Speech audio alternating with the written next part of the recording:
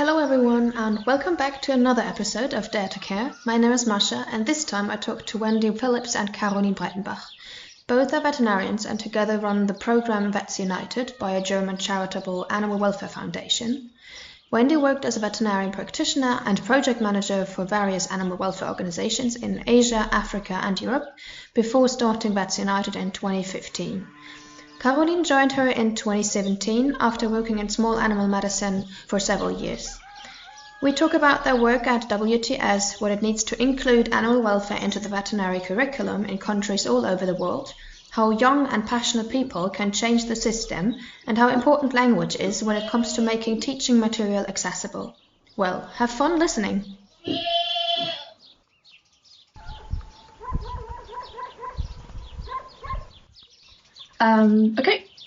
Then hello and welcome to the Dare to Care podcast. I'm really happy that we see each other now. Now I also see Wendy for the first time.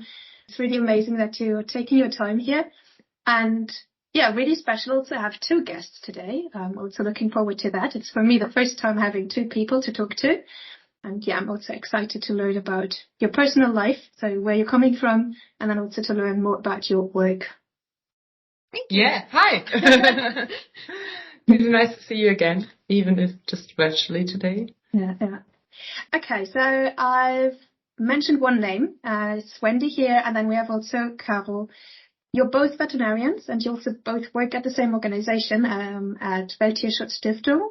Yeah, first introduce yourself briefly, like your background, where you're coming from, and also maybe already why you're interested in animal welfare and why this is your passion.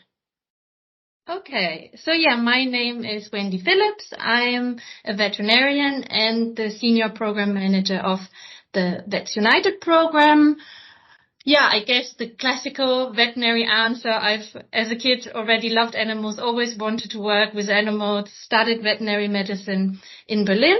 And after my studies, I went to the Institute of Animal Welfare did my doctorate there. And afterwards, I went to Malawi to work in a wildlife sanctuary. And while I was in Malawi, the first companion animal welfare organization was founded in the capital, in Lilongwe, and there were very few vets, so I joined that organization as well and worked in animal welfare for wild animals and companion animals, and I have done that ever since. And I joined WTS about 10 years ago through a colleague and a friend who already worked there, and I really enjoyed and loved what they were doing, and that's why I've been there for nearly 10 years now. Now to Carol. Yeah. I'm Carol. I'm 34 years old. I'm also a veterinarian, and yeah, I've been working for WTS for about 6 years. And during university, I was more interested in ruminants and in wildlife also. But I also was really interested in international veterinary medicine. So I founded Vets Without Borders student group in Munich with some friends and already learned a bit about international veterinary health there. And yeah, after traveling a bit and working in some wildlife centers after university, I realized I need some basics. And so I started in a small animal clinic and worked there for a while. And yeah, it was really interesting and I really enjoyed working with the animals and with the owners. But I also got a bit frustrated sometimes by seeing so many animal welfare issues that are caused by people just not knowing how to do it right. And so I researched and thought about how can I start at the other end. Yeah, and then I saw an opportunity to make a volunteer job at WTS. They were advertising it, Bundesfreiwilligendienst. And then I met Wendy, and I remember how we were sitting there together at this interview, and she was telling me, yeah, actually we need someone, not directly at WTG, but at WTS, in our Vets United program, which is about improving animal welfare education for veterinarians. And I thought, this sounds really amazing. This is where I want to work. And yeah, so after the volunteer job, I gave up the clinical job completely and decided to dedicate myself to this fully. It's interesting to see that both of you have some experience also abroad in veterinary medicine in a bit maybe different fields. How have you seen or experienced then animal welfare issues abroad? Like, were there differences for you? Did you see already then maybe differences also in the curriculum, like how trained people are there, like veterinarians? Do you want to start? Or? Yeah. So first of all, I think many issues that I saw were actually quite similar. So when you look at small animal medicine, I worked a bit like in Ecuador and Colombia, and you see many obese animals in the cities. You see many dogs that just get the wrong nutrition, that then don't get taken outside enough, that are not castrated, which is maybe like more important there because they have stray animals. Yeah, but then there are also very different issues when it comes to wild animals in captivity. There are many people who keep wildlife like parrots and turtles at home, which is illegal, but people still do it. Very interesting I found actually was that it's very popular to keep hedgehogs as pets.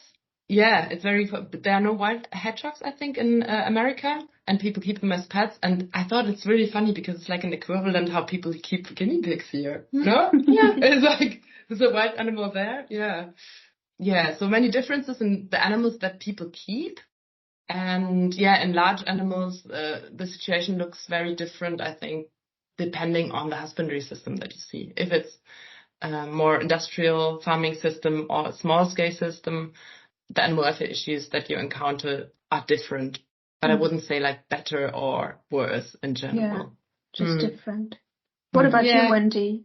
Yeah, I think, well, if I take the example of Malawi, obviously, same as Caro said, it's very different from you have lots and lots of small scale farming, not that much intensive farming, which obviously comes with a lot of different animal welfare problems, but also the connection that the people have with the animal. So here it's very the consumer is very distant from the animal, which comes with a completely different attitude that I found very different. But in terms of veterinary care, when you compare Malawi, of course, just the pure number of vets and veterinary paraprofessionals that you have. So in Germany, we've got about 45,000 veterinarians, and in Malawi, which is slightly smaller or about a third smaller, but you've got 85 veterinarians in total for the entire country and on all the animals. So that obviously already comes with a completely different quality of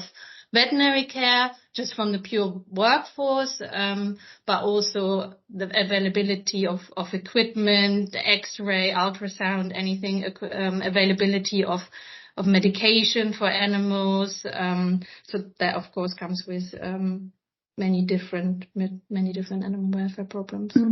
Yeah. Maybe one interesting issue is also the animals that are introduced partly by programs from Europe, like development programs. So that often comes with issues too, that animals are distributed to people who never kept this species. And some of our colleagues in Rwanda, for example, are working on this issue to train the people who received animals through programs and don't have the knowledge how to keep them. Or really interesting was what our colleagues from Malawi told us, that traditionally there were never any donkeys used as draught animals in Malawi, and then some programs introduced them, and before they used to work with oxen. And then people just had these harnesses that were actually made for the oxen and used them for the donkeys, and that resulted in lots of injuries and problems like this. Yeah. Yeah, really interesting, very fascinating.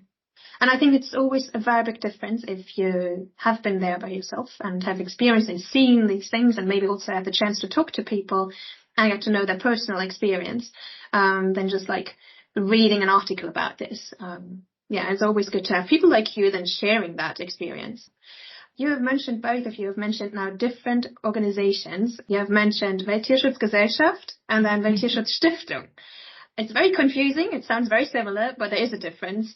And then I think, Wendy, you also mentioned the Vets United program. Maybe you can just like explain it a bit and clarify the things. Yeah, that is actually a question we get a lot with WTG and WTS. It's the same logo, it's just one letter difference, and it's a very complicated German word, so it's very difficult to explain it internationally. So WTG was first, is an organization, and WTG actually established WTS in 2015, and WTS is the foundation. That's not something unusual to do because the foundation pursues more long-term goals than an organization. So it's just two kind of different forms with is a different legal form of organization and with a different focus slightly. So the foundation was established to pursue more long-term goals, and that's also why the Vets United program, which is an education program, so a long-term goal program, was brought into the foundation. The Vets United program itself was also developed in 2015 and started. We really wanted to do something about animal welfare in education for veterinarians and veterinary paraprofessionals, and Carol and me are both veterinarians, and we were very passionate about it, so we thought about what we could do to improve it. And the Vets United program is about improving animal welfare in academic education of veterinarians and veterinary paraprofessionals and continuous professional development. So what we did back then was we started a pilot project. All of them are in Africa. So there is a pilot project in Gambia, in Malawi, in Kenya, in Uganda, in Rwanda, in Liberia, and in Zimbabwe. I think, that is the pilot project. So they're all spread around Africa. And what we did is we are offering support to universities and colleges who offer courses who are animal health related. So that could be veterinary courses or animal husbandry, animal science, general agriculture with focus on livestock. So any course that includes animal health. And we support the education institutions to, on one hand, include animal welfare into their formal education, or if they already have animal welfare, to see what content might be missing and include other animal welfare topics. And also we support, because it's nice if you have a formally integrated, but you also need the lecturers to teach us. So we support capacity building and training of lecturers. So this is the initial process that we start, but it's really just a initial help. And then the organization or the universities and colleges continue the training by themselves once the animal welfare content is in the curriculum and the lecturers are trained. So that's kind of, in a nutshell, what the Vets United program is about. Yeah, super interesting, because there are different approaches. One is to give the initial start, and you just said that you are doing that, or just try to support organizations, institutions long term. I think it can be a challenge to make sure that the initial help that you give and the support that you give them is enough, so to say, that the university is then enabled to do the rest of it. I mean, of ensuring that the curriculum has changed and that animal welfare is part of the curriculum is a must-have for that. What, from your experience with the pilot projects you already have implemented, beside the curriculum itself, what kind of structures are needed at the university? I mean, you mentioned the training also of the lecturers, but are there some other things that are technical-wise maybe, or just the structure of the university is helpful to ensure the animal welfare in the curriculum? The integration into the curriculum is a very long-term process and can take a while just because the processes are slow and bureaucracy. But in doing it, it is relatively easily done, or all of them were able to do it. Also the lecturer training, because the lecturers, you have already the setup, you have the lecture rooms, you have the facilities, the lecturers are already employed.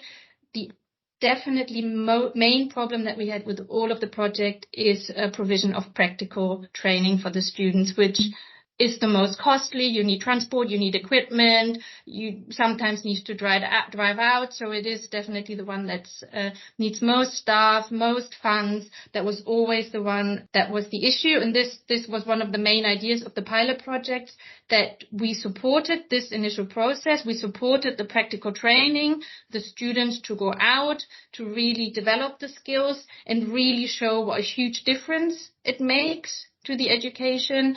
And then get the universities. And for example, coming back to Malawi again, now the university has actually put in the funds themselves to fund the practical training, because they really saw the benefits. So through the entire process, we do collect feedbacks from lecturers and students, and they saw the positive effects. They all said what increase in knowledge and skills they had through it. So they really got convinced that it works and that how important it is for their education, and were able to apply for the funds and get the funds from the university for the faculty to continue with the practical training. So yeah, the practical training is definitely one of the main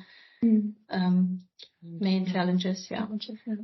I thought maybe to add, maybe what's important to know about the project that we started, it kind of grew organically, like where we started the project. And people heard from other colleagues who were already implementing these projects, and then they approached us. And what was really important to us always was that the person who's collaborating with us is like approaching us and has really the enthusiasm to do it. So we really identified as a key factor for the success of these projects is that there's usually a young colleague, not always, sometimes it's also people who have already been working for quite a while, but often it's young lecturers who are really fascinated by animal welfare and the impact it has, and they really drive it. So one of our colleagues, for example, from Uganda, when he was a student, by coincidence, he heard about the topic, got really passionate about it, founded a student club, and then later he came back to his own university, started as a lecturer, did a master's in animal welfare abroad, and came back and has really pushed the topic. So it's kind of bottom up, as lecturers who really drive it and who show students and other lecturers that it's an important topic. And then the university has to understand and allocate time and money to it. Yeah.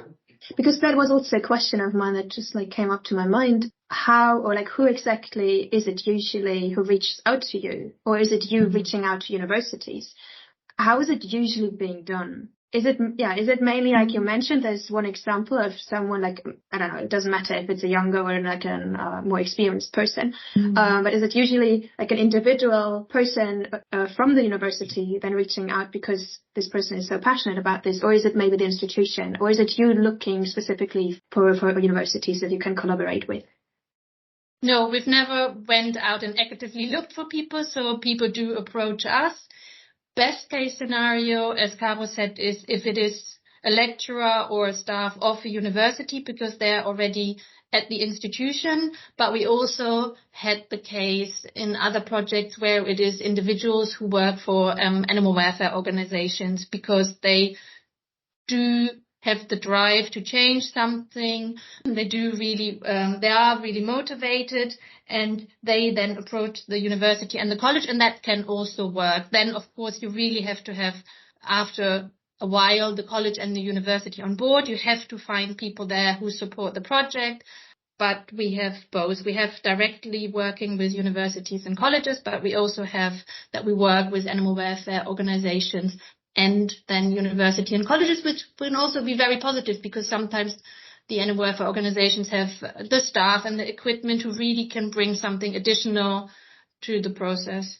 You mentioned that you also got feedback from the universities. Are there differences between the countries, what they might need, or was the deep feedback different? Funnily, not really. They always want more and more and more training, especially practical training. Then, of course, it's always lack of equipment, lack of IT equipment, lack of surgical equipment. And in general, just to praise ourselves, but really positive feedback. No, always people are very excited. You say they have a gain of knowledge, a gain of skill, but very similar. Yeah, very similar I think so. feedback. I mean, what's maybe also, were some projects where animal welfare was already included into the curriculum officially. In Kenya, for example, we had this case. There's like a nationwide curriculum, and animal welfare was already mentioned as a part of the curriculum. So there we started from a different point, because our colleague, who's a Kenyan veterinarian who's worked in many different animal welfare NGOs, he said it's included, but somehow it's not taught very comprehensively. It's very little time that's allocated to it, and it's not up to date. They're not talking about the 5 domains and things like this. So there he just went to the universities and did trainings with the lecturers to basically update the way they were teaching it and include it into teaching guidelines of each university. So that also happens sometimes. And the feedback there was also really positive, also from the veterinary association who was involved. That's quite similar, I think. What we're trying to do now is, not to fund so much of the practical training anymore, but to have the university take over the responsibility earlier, because it usually works. There are different ways. You just have to become a bit creative. Maybe students have to do more clinical attachments with vets who are practicing outside, or some universities build little goat stables so they could do the practical exercises with animals on the campus, things like this, to maintain the practical exercises but make them less costly. Yeah. Okay, then I have a question, because we were talking now a lot about Africa, because this is the continent where you've started your pilot projects. What about the veterinarian care worldwide? Like, what from your perspective is needed for a better one? Because I think we always can improve. And then, of course, we also need to know, like, what is still missing there. I can start. So I mean, worldwide, of course, is a really big term. So at the moment, we are investigating a bit the situation of animal welfare education in veterinary faculties and colleges in Latin America. So we can also speak a bit from that perspective and add that. So, I mean, in general, one main problem is in many areas there are just not enough veterinarians. So the distribution of the workforce is a big problem that has to be addressed politically, of course, too. So we need more education for veterinarians, I think, and also for veterinary paraprofessionals. Then many countries don't have CPD programs yet. So once you're licensed, you stay with your license and you don't have to do anything to maintain it. So now, bit by bit, in many countries, they're trying to set up these programs where you have to do a certain number of CPD training each year. So that's quite important to ensure the quality. And then, yes. I'm raising my hand. I didn't want to be like so rude just to interrupt you mid-sentence. It's all right. But the CPD program, maybe some of the listeners don't really know what that means. Like, maybe you can just explain. So CPD stands for Continuing Professional Development or Continuous Professional Development. This is a system that many medical and veterinary professions and perhaps also other professions have. So once you're licensed, you have to do a certain number of hours of training, further training each year. You can do this in the subject that you're specializing in or interested in, but the main aim is that you get updated with your profession. You're up to date with the latest scientific findings and treatment guidelines, and so to maintain the quality. And if you don't do this, sometimes you get checked and then you might lose your license. So there's a bit of pressure behind it to really do this. And we have also been working with CPD providers in Uganda and in Rwanda, both countries where they're currently setting up a CPD system. And our colleagues there, it's both NGOs, they want to offer animal welfare related CPD trainings.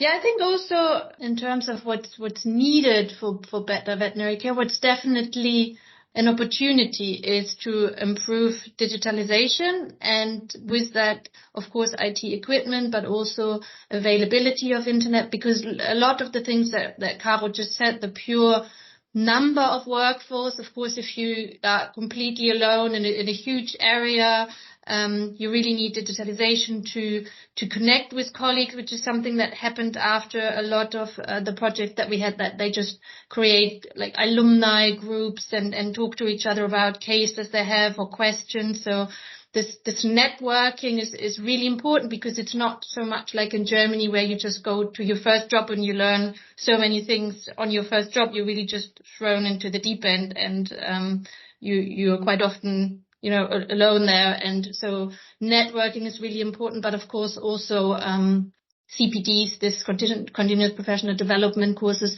being available online, doesn't mean, of course, it's important to meet in a group and actually do the practical things, but there are certain topics you can learn online, so that is great. Or all the literature and information, all the stuff that you can find online, of course, through COVID, all the conferences now who are online. So I think there is a huge potential for exchanging information and spreading information if digitalization gets better, and it is definitely going towards that. Yeah, but I mean, there are many areas where you can address this issue, Yeah. Like one is also the availability of medicine and materials. Many of our colleagues have, just like human medicine colleagues, the problem of fake drugs, fake vaccines, fake other drugs, that they are just also increasing the problems of antimicrobial resistances with like low quality medicine that they're getting. But in general, and what we're also trying to, like the message we're trying to carry with our teaching materials that we have is that, shifting the focus of veterinary care a bit away, not completely away, but not only focusing on the treatment of diseases, but looking more to prevention and seeing the huge potential that is there in consulting clients, consulting animal keepers, in how to prevent diseases. And that's what a lot of feedback that we've heard from many colleagues, for example, from the Gambia, where the veterinary paraprofessional who was working there, he set up groups where he started consulting the farmers and said what they can do, small things they can change that don't cost a lot of money, but they just reduce the need for a vet, which at first might sound counterproductive for the business, but they still have enough to do. They're not running out of work. So shifting that perspective to know that we're also consultants, and our main aim should be we treat a disease, but at the same time we consult how to prevent it in the future. And animal welfare plays a really important role there. So just to emphasize this, so animal welfare plays an important role for prevention, right? Yeah. Exactly. Absolutely. Yeah. And I think that's sometimes what people like forget or don't really understand, like this connection of preventing a disease by improving animal welfare.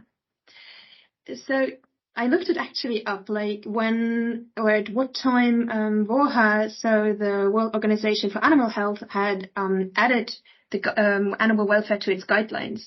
And surprisingly, it has been like 10 years ago. So it has been included in the guidelines, but it's in some countries it's still not part of the veterinary curriculum. You are more experienced than I am in this field. Like, what is your opinion about the reasons why? Like, is it too short to like implement something like that in a curriculum? Yeah, it looks like a long time. For VPPs, I think it's only been included in 2018 or 19 for the veterinary paraprofessionals. Yeah, but I think everybody who works at universities knows that they are a bit slow because there's a lot of bureaucracy involved, and it takes some time to change things in a curriculum. It's not only this, it's also you need the staff that actually has the expertise. So in many European countries now, we have institutes, just like there's an institute for pathology, so there's an institute for animal welfare at the veterinary faculty. But if you don't have this, and you also don't have this in neighboring countries, there are not many opportunities for veterinarians, also for lecturers, to actually do further training in animal welfare. There are some online programs available, but they're also quite expensive. So that's the problem, the one problem, that there's not a lot of capacity in some areas or regions. Then also it's a subject that many older lecturers or professors have not heard about or not learned about in their time in university. So usually the people who drive it and who are interested in pushing it at the universities they are still in positions where they don't have so much power. They would like to teach it, but they also have to stick to the curriculum, and the curriculum is usually really full. So that's what many of our colleagues, I think, have faced at the beginning when they started trying to convince the people. And then also what we've seen now in Latin America in our research is that when a country becomes interested in international trade with countries that have high animal welfare standards, they start to prioritize also funds for research. And when there's suddenly a field of animal welfare research, these institutes start growing, and also the lecturers suddenly get knowledge that is relevant for their local context. No, they cannot, sometimes it doesn't make so much sense when people go to Europe to study animal welfare and then they go to their country and the issues are very different. So local knowledge can be generated, and then a local animal welfare research hub can grow. And that's happening in many areas right now. Yeah, but it's a question of political and economic interest also, to push it. Yeah, and I mean, what we found with most universities is they do set their own intervals, but a quite typical interval for curriculum review seems to be 5 or 8 or sometimes even 10 years. And then if it's really a curriculum review with accreditation, it has to go quite often through so many different levels, like so many different boards and meetings, and has to be approved by the Senate or other members of boards, etc. So it is quite a big process. So I don't think that the 10 years is a very long time, but that doesn't stop a lot of lecturers or people who really want to do it to already teach it. I mean, and we started the project in the Gambia, and the content was, they decided what they wanted to include. The lecturers were trained and they taught it within 3 months. And then it took a lot longer to really have it accredited in the curriculum. But I think that's just the entire process it has to go through. I think what's an interesting point, what we observed, was that, of course, it started later. The disadvantage is that people who studied before haven't learned about it. But what we see now is that many of our colleagues in the African countries we're working with, they've included animal welfare in a really holistic way and really different, I think, and in many ways also better than it's been taught in the older universities, like in Europe, at least the ones some I got to know, because it's not been taught as an isolated subject. But they started at the beginning, they said, okay, there's not so much space in the curriculum. We add animal welfare aspects in different other clinical subjects, for example, no? And then they've trained all the stuff, so they all send the same message to the students. Everybody who's involved in practical training with the students has the same attitude in handling animals and treating them low stress and everything. So they started teaching it when it was already far advanced, no? The whole subject itself and this more overarching holistic view of medicine. So it also has advantages, I would say. Maybe getting a bit more into detail about the Vets United program. So you have developed animal welfare teaching modules. What does that exactly mean, and what was also the process of developing those modules like? So the animal welfare teaching modules, as I mentioned at the beginning, the animal welfare content has to be included in the curriculum, which was something which was feedback to us that was often missing, and the lecturers trained. But another feedback that we got a lot is that there is animal welfare teaching material missing, and people don't know what to use and where to find it. And if they find material, it's quite often not, like Caro just said, holistic, so really includes all the different topics with animal welfare aspects.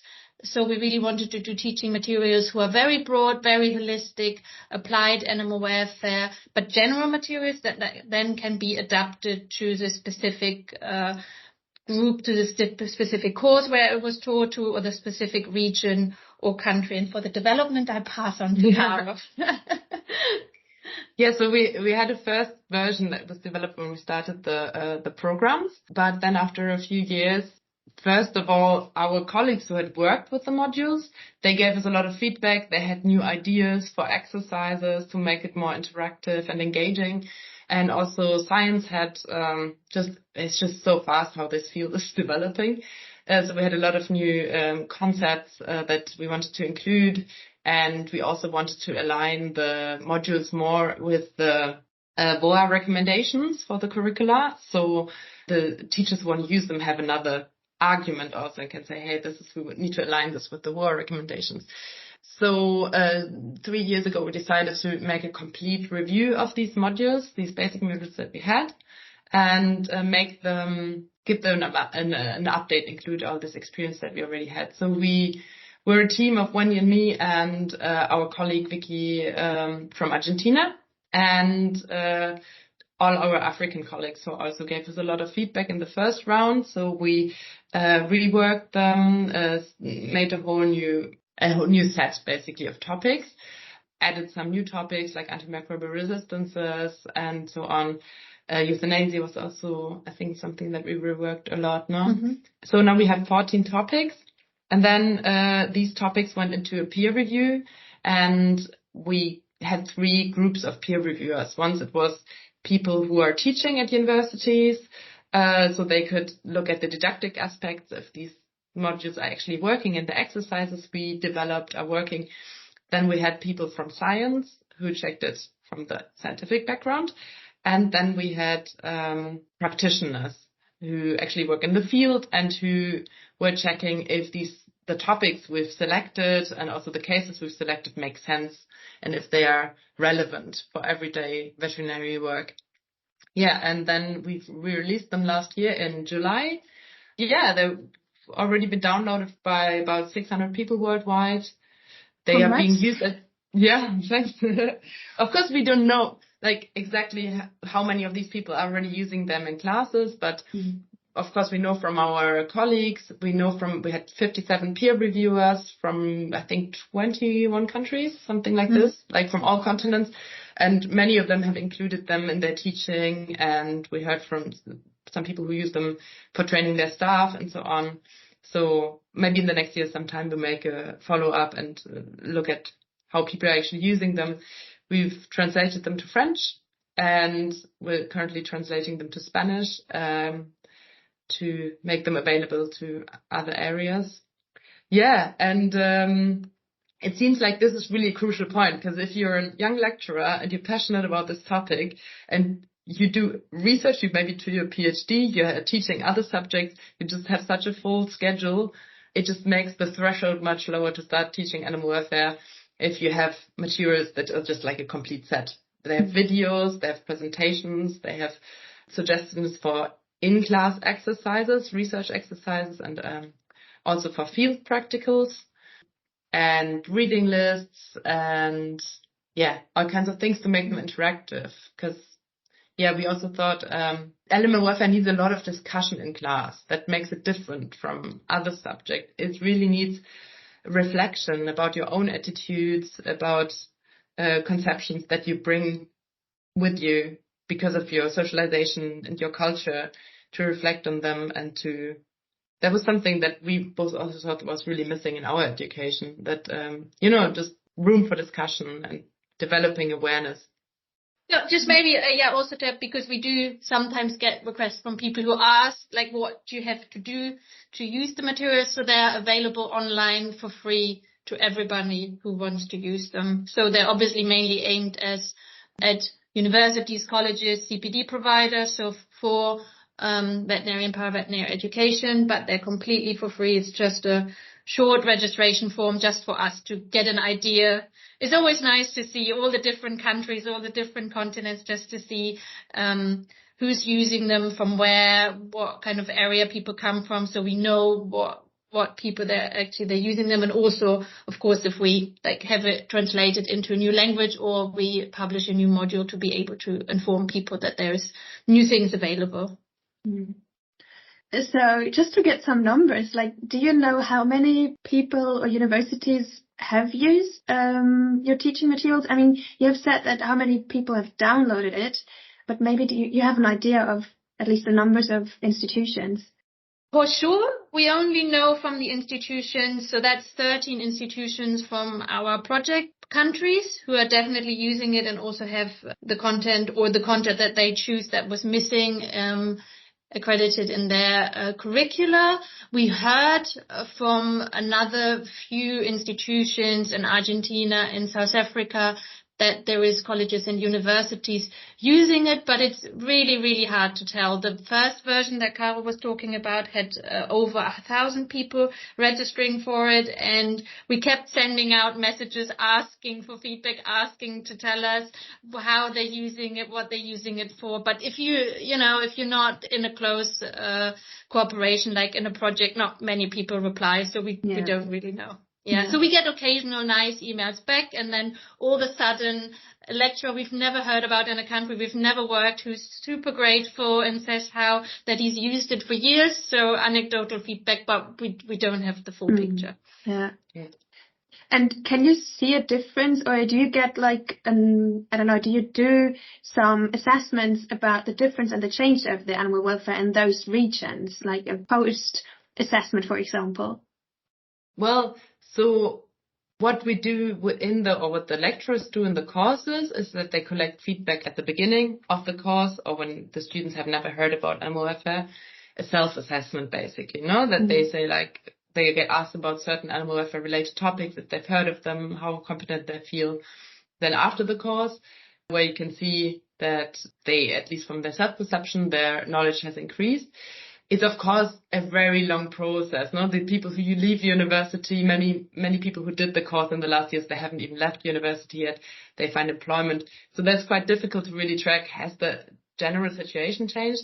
But we have lots of like anecdotal evidence that things are changing, and like many students form student groups. They go out to villages, they consult farmers in their free time.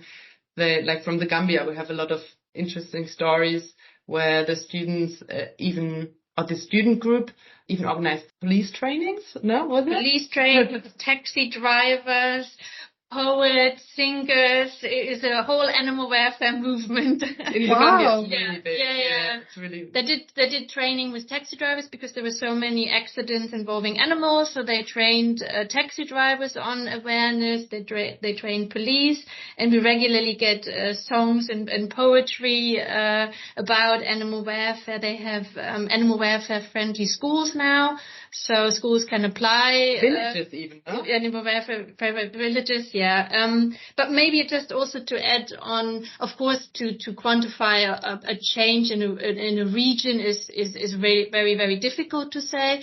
But we are continuing with our monitoring and evaluation activity, and what I mentioned earlier, the kind of handover of the project. So the universities and colleges continuing by themselves with their training, all of that, and all the project happened this year, last year now, so in 2023. So we keep monitoring, we keep looking if the training gets continued in the same quality and quantity. We still get feedback from lecturers and students, so we kind of we drew back, we're out, but we're still in it to see what's still happening, and we support some of the follow-up trainings for lecturers just to ensure that they renew their knowledge, or also if new topics arise. So that's kind of the point that we are at the moment, that we are collecting the data to really see what's going to happen in the next couple of years and the change. So that's definitely something that we want to follow up on. But a few years ago already, we did an evaluation in the Gambia and really checked students that went through the training and then went back into their villages, got employment. And we've asked them about their increase in knowledge and skill, and also animal welfare awareness, and then the people who actually keep the animals. And there was, it showed a change and an improvement, but that was on quite a small scale. So, yeah, so we did some already, and we're definitely going to continue. And that leads perfectly to the next question, because we were talking about the future. It's now the start of a new year, so you probably have some plans for 2024. You have mentioned like here and there some things already, but maybe you can sum it up a bit. What are your next steps? Yeah, with many plans, of course. As I already mentioned, we had many peer reviewers actually from Latin America who were really interested in it and in the materials, and many have asked us to translate the materials into Spanish because they would like to use them. So this is actually almost finished now. The new website, Spanish version of the website, is in the making. So at the moment, me and Vicky, our colleague from Argentina, we are investigating a bit the situation. How is it at the universities there? Who might need help? Is there possibilities that our experienced colleagues who've already done curriculum reviews can maybe consult people in other universities to build a bit more of a network? Yeah, and we don't know what's going to be the first project in Latin America, but things are in the development progress at the moment. Yeah, in terms of the projects, as I said, we do keep monitoring the pilot projects, but also after kind of drawing out of them more over the last year, we really discussed what we learned from them, and we decided to make a document. The working title is the step-by-step guide, so it's really a kind of a how to integrate animal welfare into academic education, where we sat down and we just talked about everything we've discussed and learned, and through all these processes, we've again talked with all our project partners and really wrote down the different steps you have to go through, what, challenges there could be, ideas how to overcome them, what to keep in mind. And we also, in this document, we offer the templates for the monitoring evaluation, for the feedback for people to use. So kind of integrate animal welfare in your academic education, do-it-yourself guide, which we're currently working on and which will hopefully we published around April this year. And then with this, we want to approach more education institution and offer this document plus advice and technical support on how to do it. So as Caro said, we really learn to, offer cut back on the financial support and really focus on the technical support and collaboration, and again network universities and colleges with each other who want to do the same or maybe already achieved the same. So really connect people with the same aims and ideas to learn from each other. Because that's maybe also an experience worth sharing, is that when we started the review of the modules, we were really not sure if people would offer their free time and their energy and their experience to review our modules from an organization that they maybe have never heard of, no? And the response was incredible. Almost everyone we wrote to, if they didn't have really completely other big projects, they were always helpful. Everybody shared their experience. They really took time to review our modules. And we were absolutely overwhelmed. We were not expecting this. We really had the feeling animal welfare science is a field in veterinary medicine where people collaborate a lot and are really, really willing to share and to drive things forward together. It's a really nice feeling to be part of this field. Yeah, amazing. I was wondering, do you have an example where you could watch a South-South exchange? Because sometimes it happens that you have this North-South thing, but because you piloted your projects in several African countries, could you do some matchmaking and give them the chance to exchange within one continent? Yeah, we did that. So we started the project in the Gambia, and then a while later we started the project in Liberia, and a veterinary paraprofessional from the Gambia actually went over to, and the project manager, they both went over to Liberia to help with the initial curriculum review, with the first training, and really shared all his experiences. And the same we did with Uganda and Rwanda. So the project manager from Uganda went over to Rwanda and just, talked through everything, all the challenges he had, all the ideas, everything that went well and didn't went well and why. Yeah. And that was definitely a learning we had as well, and makes total sense. Yeah, and our colleague from Uganda is actually he works at the university, at Makerere University. in Kampala, and he's at the moment setting up a network of animal welfare lecturers and people who want to be animal welfare lecturers within Africa, and who knows, maybe later we can also link them to Latin America and also Europe. I mean, that would make my dream that they're all connected and learn from each other. Well, this sounds great. Because when I traveled and I did an internship when was it? Last year? No. Well, time flies by. It was in 2022, so it's more than a year. I spent some time in Phillips in the West Bank, and I spent some time at the university there. And that was, for me, really eye-opening because usually when you study veterinary medicine, you stay in this bubble of your own university if you just stay there for 5.5 years. At least in Germany, it's like 11 semester. So for me, that was a learning experience to be in a very different country and with different, where they start from a very different point, and also the resources are different. And to then see what kind of impact that has on the teaching system in general, but then especially the animal welfare. And one thing is the teaching at the university, and then the other is again, we come back to the practical experience that students can have then when they're doing their internships. So I'm really, really happy to hear that you're doing this kind of work. I was missing there, and I'm looking forward to see how many countries are then using your material. Feel free to share the materials. I mean, at the moment in the West Bank, they have lots of other issues, but share the materials with them. Yeah. Oh, so especially about the translating, and that's because language is so important, and it can be the biggest challenge sometimes. And I mean, English is so dominant in the field, and especially with research and in science, English is very dominant. So then starting to translate materials to make it as easy approachable as possible is great. Yeah. Absolutely. But I will share it for sure. Yeah, what I ask everyone at the end, I think almost everyone, is there something that you would like to tell veterinarians of tomorrow or general listeners? If you have some advice or anything that you can share. So we were thinking about what we would share, and I think what is really motivating for us is to feel that we are part of a new generation of veterinarians who really have a shift in own the right to be there for their patients, no?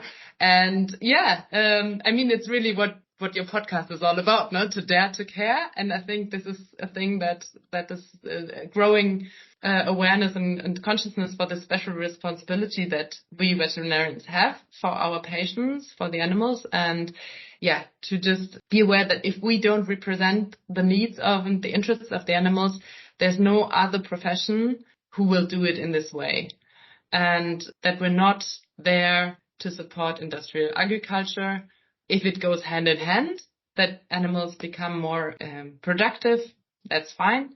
But that our main aim should be our patients, and we should have the focus on them, and we should dare to stand up for that on different levels of society, and be aware of our role as influencers, basically, for animal welfare. I couldn't agree more. And I mean, this is why we chose. Obviously, we are both veterinarians, but that's why we chose veterinarians and veterinary paraprofessionals in the first place, because they really do have to be aware of animal welfare in every part of their work with animals, when handling animals and examining them, but also so much more in advising people who keep animals, influencing research, influencing legislation. So they really have a central role to improve animal welfare and have to be aware of it. And the other thing we thought would be, if there are any people listening who work at universities and who are now inspired to include animal welfare into their curriculum, have patience and endurance and network with other people who have done it, look for advice, ask for advice. It's a long process often, and it's frustrating, but don't be discouraged if things take longer, if bureaucracy comes in the way. We've seen many success stories of people who didn't give up, and in the end you will get there. Yeah, that's a great advice, and also a good thing to remind yourself of, that sometimes you need to just wait and work for it. And wait a bit longer than you might have expected, actually. I hope that all the listeners are inspired now by your talk and by all your sharing. I will definitely link the websites in the description so that people get in contact and can download all the materials and learn more about your work. Thank you very much for your time. I thank you also for taking the time in the evening. And yeah, I hope to see you again. Yeah, thank you very much for your interest in our work and that we were able to share it here. Almost an hour is over, and I really hope that you have learned something new during that time and that you have maybe also been inspired by Wendy's and Carol's stories. If so, please share it with someone you know, and by that let's make the world together a little wiser. Or give us 5 stars and a good review. If you want to find more about the work of WTS and stay updated, go visit their website or follow them on Instagram. Like always, you will find the links in the description. If you have any questions, want to know more, or have any other comments, just get in touch at podcast.daretocare@gmail.com or DM me on Instagram at daretocare_podcast. Thanks for listening, and see you next time.